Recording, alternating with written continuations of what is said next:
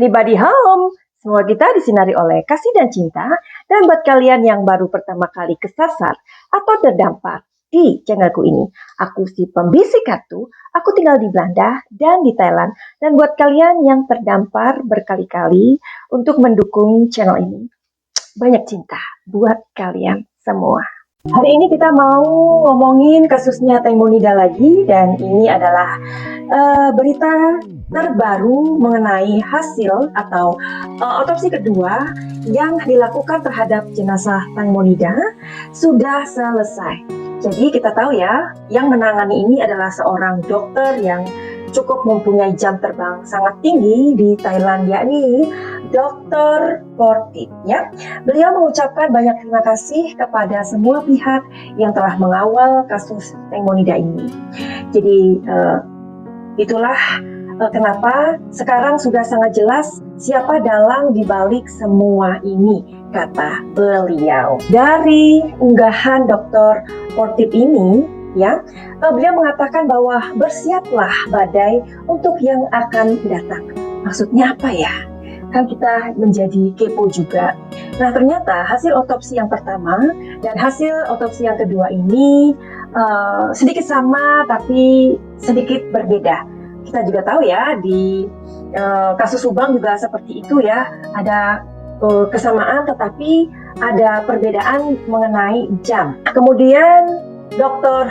Portit ini sangat tegas mengatakan di otopsi kedua ini memang sudah selesai, ada beberapa yang sama dengan hasil otopsi yang pertama, tetapi ada yang berbeda. Berbedanya di mana? Coba kita cari tahu. Jadi Dr. Portit mengatakan ada luka di area organ vital Teng Mo. Kemudian ada bercak darah orang lain. Wow, ini kan kita menjadi bertanya-tanya lagi ya. Jadi sebenarnya apa yang sedang dialami oleh Teng Monida ini ya, ketika kita membayangkan seseorang teraniaya atau dizolimi atau dalam kondisi yang pasti pada saat itu, di mana dia tidak ada yang membela ya. Di sana ada 4 orang temannya, which is itu adalah orang yang ia anggap sebagai apa ya, bukan orang lain lagi ya, lebih daripada sahabat ya. Gatik yang udah 22 tahun menjadi best friend-nya dia, dan itu pun tidak menolong. Jadi kita bisa menggambarkan situasi pada saat itu, betapa menyedihkannya ya kondisi tersebut.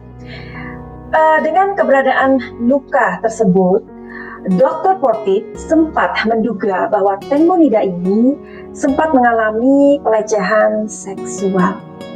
Ya, kita tahu ya, sepak terjang dari Dr. Portit ini memang beliau bukan orang yang ecek-ecek ya.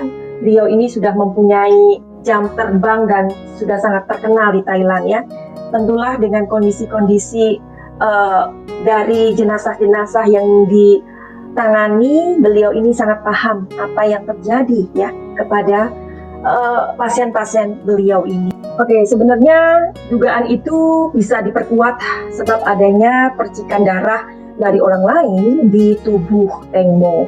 Nah, hasil kedua menjelaskan bahwa tidak ada urin di celana Teng Mo.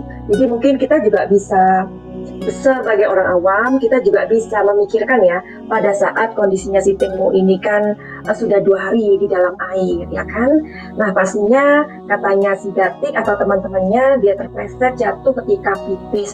Tentu saja keberadaan dari urin di celana Teng Mo ini udah tipis ya, kalau mau diselidiki udah nggak bisa lagi gitu. Nah, tetapi ini ada sebuah apa ya, seperti penegasan gitu ya, sebuah penegasan bahwa dari data ilmiah hasil otopsi ini menunjukkan bahwa teman-temannya si Teng Monida ini berbohong dan mereka semua telah memberikan keterangan palsu kepada pihak kepolisian. Kemudian luka di paha Teng Mo ini sepanjang 30 cm itu dari mana? Ya kan, luka tersebut tidak identik dengan luka baling-baling speedboat. Jadi kalian yang udah ngikutin video-video yang aku buat di playlist aku Misteri Teng Monida, atau nanti aku buatkan di bawah kolom komentar yang aku sematkan.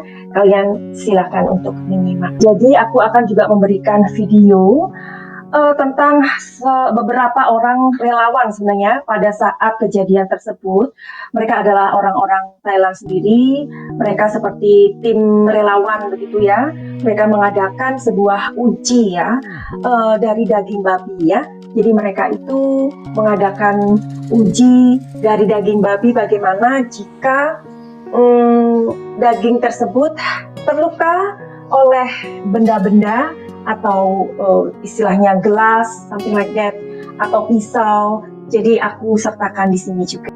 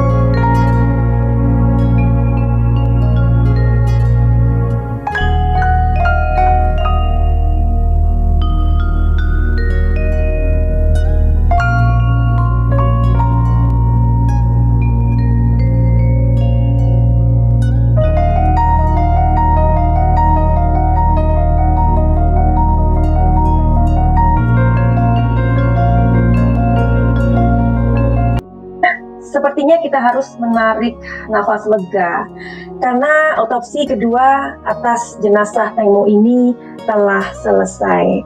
Hanya tinggal membereskan saja dari hal-hal birokrasi, ya, untuk mengumumkannya ke publik. Nah, jadi kapan dirilisnya secara resmi? Menurut kabar, ya, akan dirilis hasil otopsi kedua ini, direncanakan disampaikan ke publik hari Jumat 1 April 2022. Dan rilis ini akan dihadiri oleh pengacara Panida, ya, Ibu Panida, yaitu Deka Kiti Witayana, Sekretaris Kementerian Kehakiman dan tim forensik. Sementara ibunya Teng Mo, yaitu Ibu Panida, tidak akan ikut dalam rilis tersebut. Jadi ini kan kita udah mengikuti sejauh ini ya. Jadi ada apa sih sebenarnya dengan Ibu Panida ini, ya? Jadi ketika Dokter Portit dengan begitu semangatnya untuk membela, bukan siapa-siapanya loh ya, Teng Mo ini, tapi kemudian Ibu Panida ini datang dan mengatakan nggak perlu untuk diteruskan lagi penyelidikan itu. So sekarang ketika akan dirilis, dia juga nggak datang. Jadi aku bingung ya, ada orang tua seperti itu. Tapi coba kita lihat di tarot analisa, sebenarnya Ibu Panida ini kenapa kok dia itu nggak mau datang? Dia kan aneh ya, kenapa dia nggak mau datang saat dirilisnya tentang otopsi atau hasil otopsi kedua ini.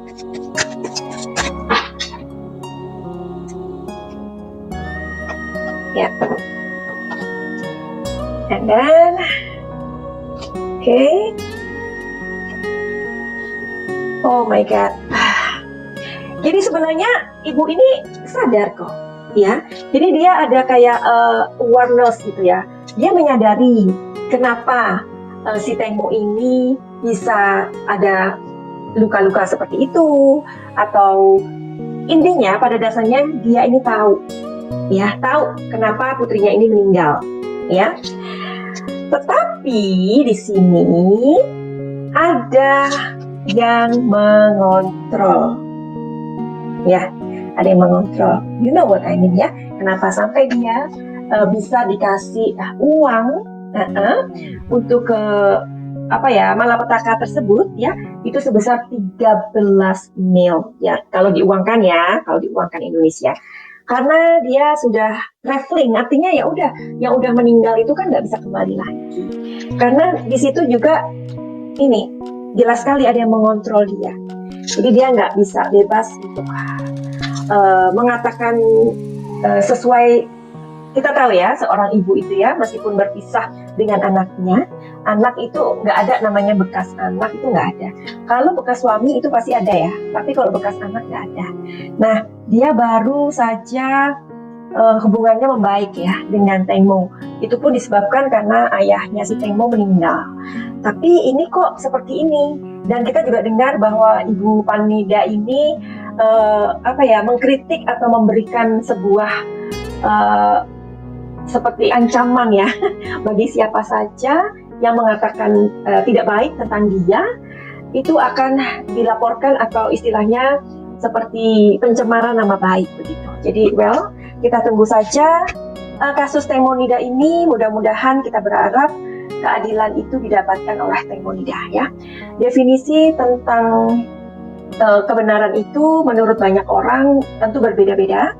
Tapi menurut Madam Suki secara pribadi, kebenaran itu sifatnya seperti air ya. Karena tidak ada kekuatan yang lebih besar di dunia ini selain kekuatan air. Jadi cepat atau lambat, kekuatan air itu akan